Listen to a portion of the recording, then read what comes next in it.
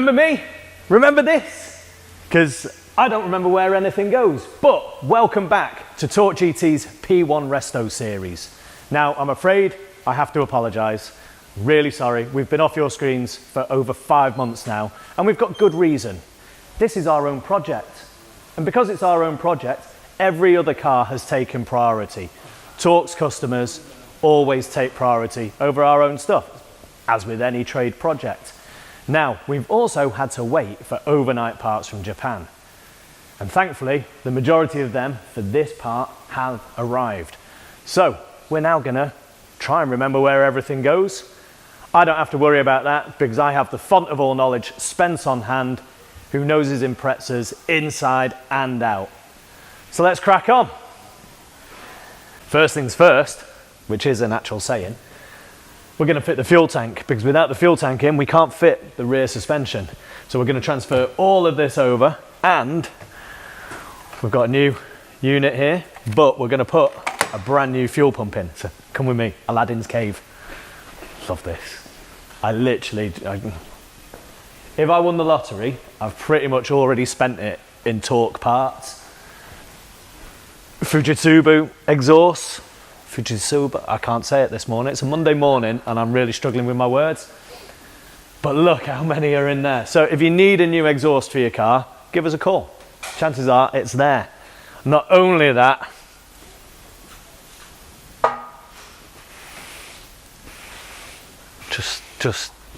we have had deliveries. Now, because we've had deliveries, we've had to find space for everything. I'm hoping that there might be space for a set of these on one of my cars soon. But anyway, this way, this way. Oils, blah, blah. What's that? A t-shirt. No, I don't need a t-shirt. I probably do. Stickers. Everybody loves stickers. But we want brand new fuel pump. Just like that, off the shelf. So if you need a fuel pump, give us a call. This is Deadening, which means it's going to be slightly uprated over factory. I put one of these in my Skyline, it was brilliant. Right. Let's have another round. Yay, there we go.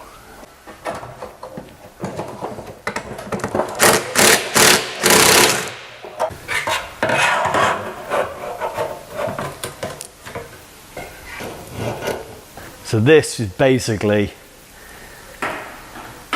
they were metals designed to replace the lead in fuel. They were sold as an aftermarket item and you dropped them in your fuel tank.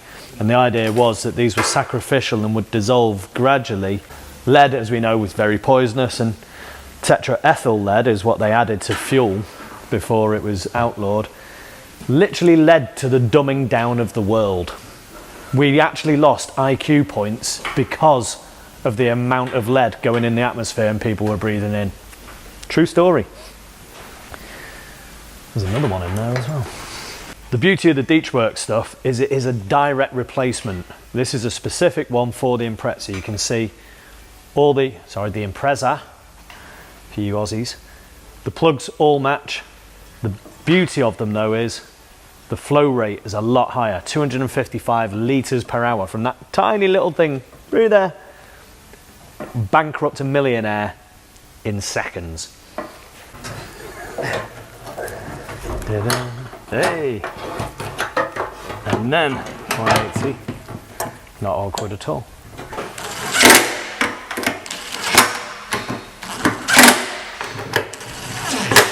Out with the old, in with the new, with some of the old, put on the new. Obviously, we couldn't get all new parts for this, so we have had to reuse the senders. Some of these senders we couldn't strip down and rebuild, so we're just having to go with them. We have checked all the gaskets, they are all decent. We're just going to stick these rubber pads on now and they will stop any vibrations and hold the tank nicely against the underside of the car. And then we can get this bolted up and start getting all the suspension components on. Good tip for restoring any faded plastics is a hot air gun.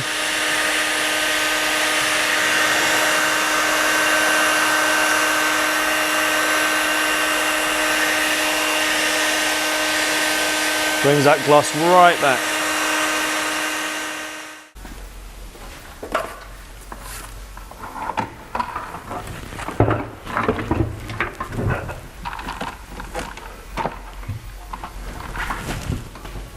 I'm on tiptoes here.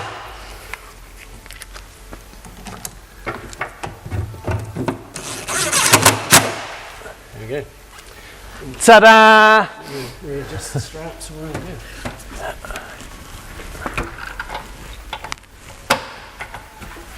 Ideal. And then I presume these are plastic clips. They were all broken. Yeah.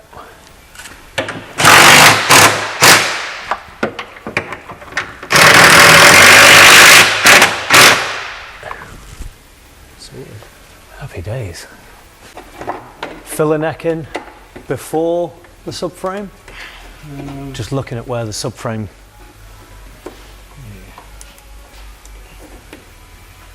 The subframe's going to block that, isn't it? Okay. So the pipes come around the subframe and go in there.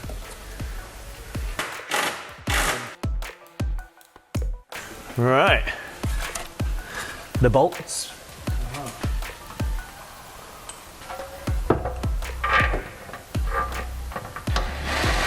Let's catch that one.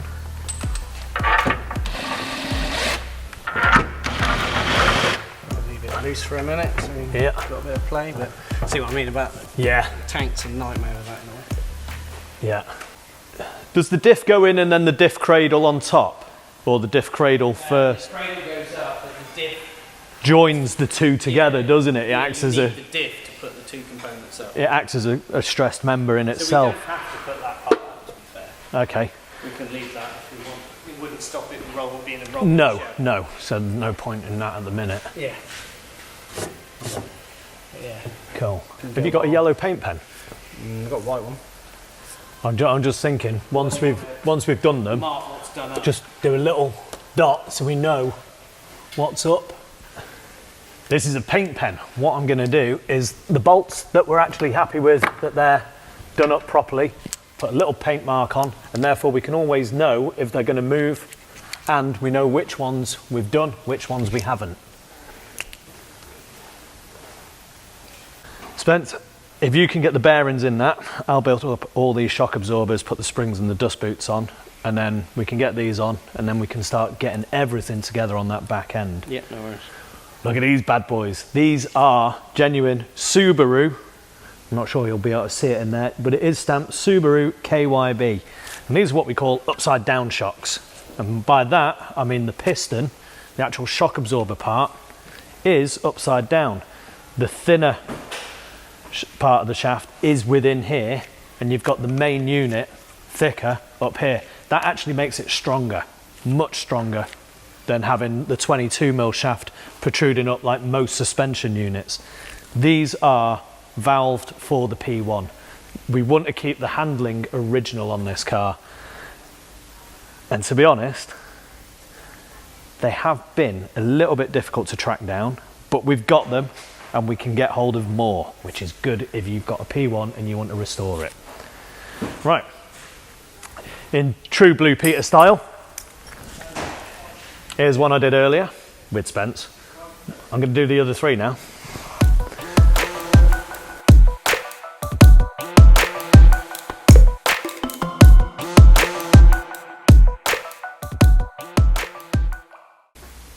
Time to get these built up. Now,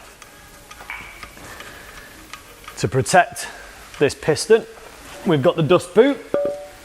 It's going to go on first, just like that. And then we put the spring and we locate that round to where it wants to sit, which is there. Don't forget that.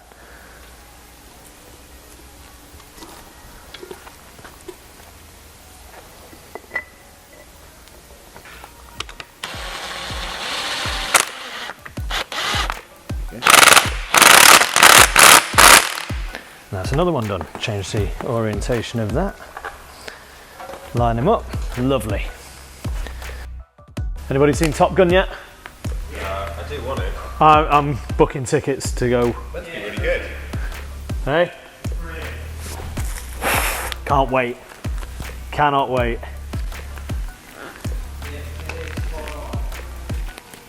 Pure cheese. Pure cheese. Let's be. Now, these are handed. There's an L there, and that's for the brake pipe to go through.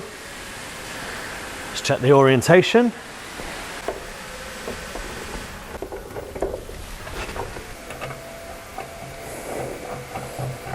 I'm loving the contrast of all the colours against this gorgeous blue.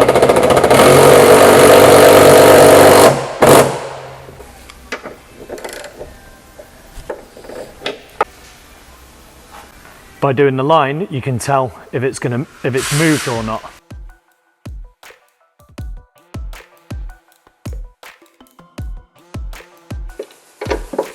The eagle-eyed viewers amongst you may notice this lovely extreme Dynamat sound deadening. That's rattling elsewhere. Basically, we fitted that some time ago. So now that these shocks are on, I'd need a cup of tea. While I have that, here's a gander at how we fitted it and why we fitted it. Enjoy. It's getting there. As you can see, you don't actually have to cover every single area. What we're doing here is we're panel loading. We just want to take out the vibration, the resonance, as opposed to, there's a big difference in the sound. Those panels vibrate. We've got an extra pack in here so that I can do the inner of the quarters, in the boot, definitely around the wheel arches. They do need to be insulated. Boot floor is a big one, but again, like this area, that rattle was the knife. This area, it's a lot more solid now. I will put a bit more in, but it's getting there. Do wear the gloves, they are sharp. Now, I have been using my knuckles in this. I have got a blister. Try and use round edges, rollers, everything. Right, bit more, and this will be done.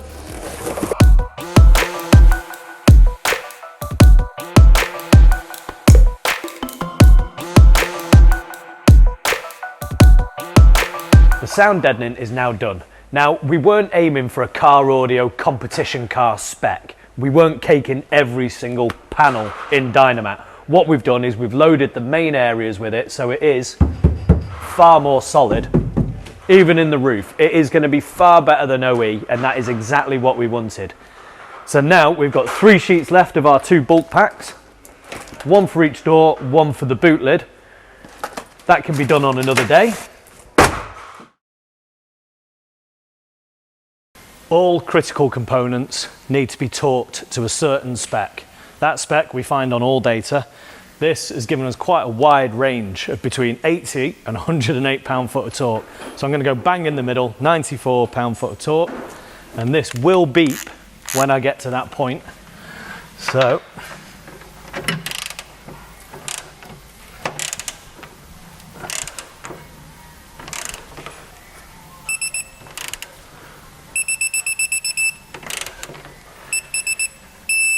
there we go.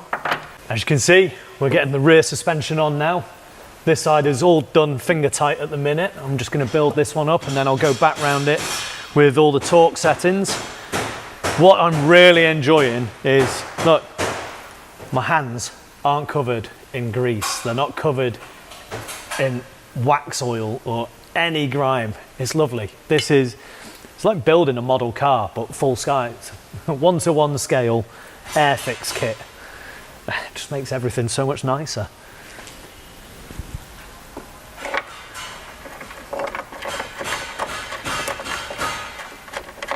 When you get to this stage, you know you're on the home straight.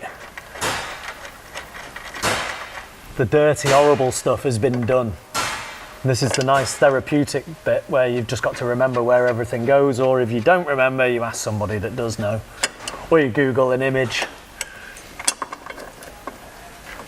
Because sometimes, I mean, yeah, we might have had 5 months off this, but some projects go on for years and years and years, and by the time you get to the reassembly stage, you're like, well, where did I put that bit? Especially if, you know, I've got my own project that I haven't touched for about 5 years now at home in my garage because I'm too busy with customer cars. And at some point, I'm gonna have to dig everything out and figure out where it all is.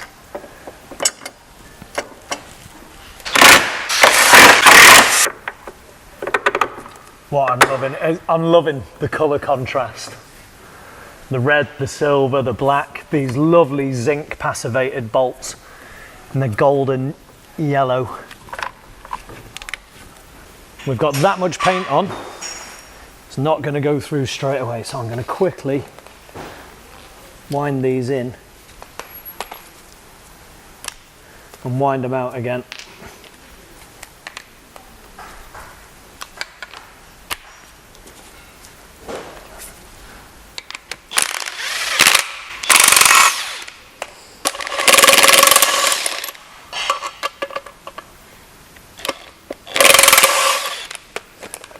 This is copper grease. What it does is it stops corrosion and seizing on the bolts when they go in. Sometimes I wish more manufacturers would actually use it when they're assembling their cars from the start.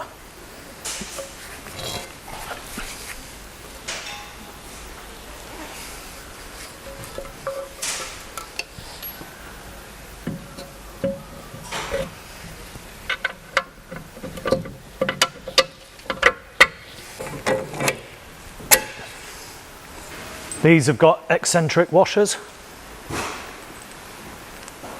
By that I mean they're offset, it's not in the centre, and you can see these degree marks around it.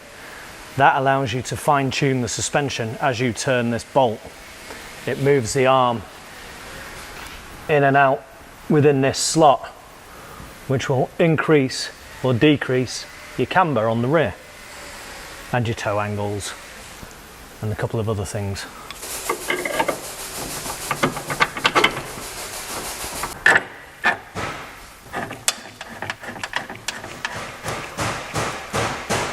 That's all together finger tight now, so now I'm going to get all the torque specs, go round, tighten everything up to spec. Once that's done, clean off all the grease, white line it, and we're happy.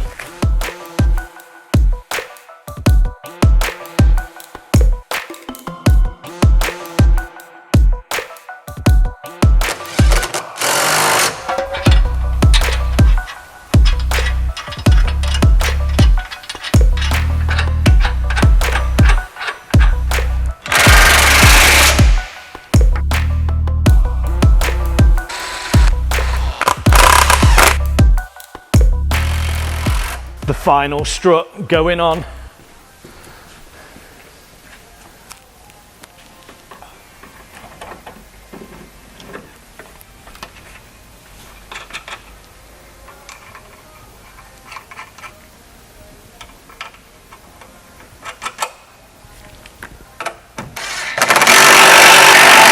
Now with these, obviously, the nuts will be coming off for us to put the strut brace on, but there's no point putting the strut brace on until the engine's in.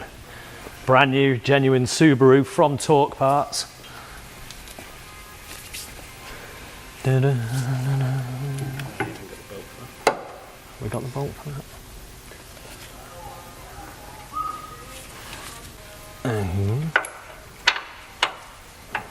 Nope, too far. Too far. There we go. And it's through there. Lovely.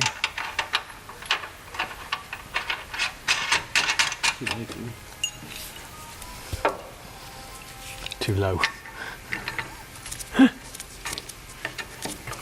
Too high down.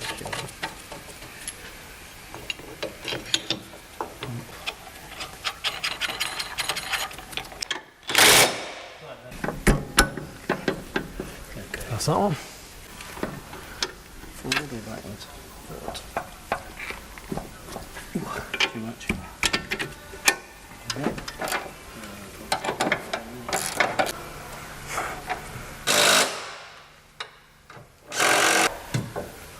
Need to turn it around a bit.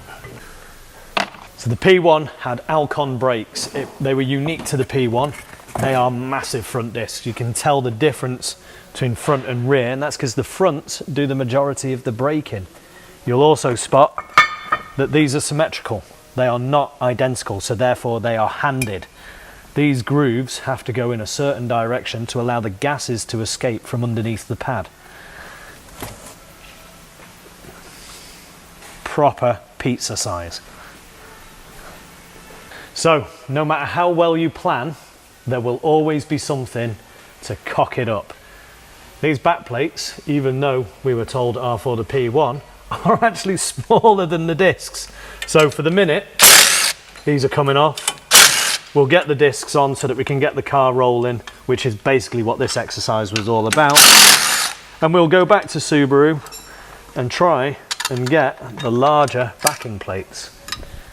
But yeah, shit happens.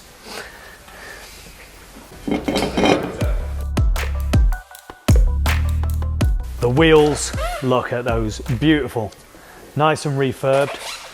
Overnight tyres, by the way. But the tyre of choice at the moment, Michelin Pilot Sport 4s. These, incredibly grippy in all weathers, especially the wet. Because they're grippy, they're not that good on fuel economy, but it's an Impreza, nothing's good on fuel economy. And we don't really care about the noise because it's an Impreza, you're not going to hear the tyre noise. But these are fantastic. So those of you that have seen Fast and Furious, and I'm thinking most of you have, you know Jesse and his Volkswagen Vento with the massive brakes on the front. If you look closely, there's no calipers. It's pretty much like this. So for the rear brakes, we're using Dixel, a Japanese brand. We've touched on it in a previous episode. These are OEM spec. They're going on. They look nice and shiny and silvery. And there's not much more I can say about them. Decent product though.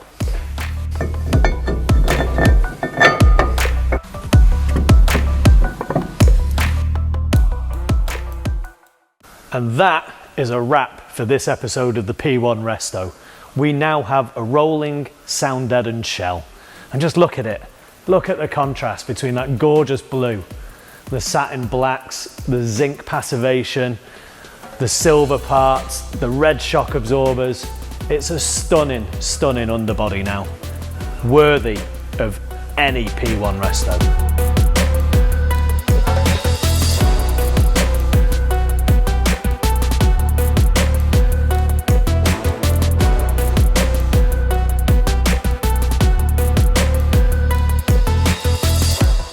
Just one final thing before we go, our little competition to tell us how many of these were made. The winner is Craig Fenlon. He was the quickest off the mark. He gave the most detailed answer, complete with how many came with sunroofs. So drop us a line through the website and we'll get a little goodie bag out to you. That's it for this episode. Thanks for watching. We will be back and I promise you it won't be in 5 months. It will be a lot sooner.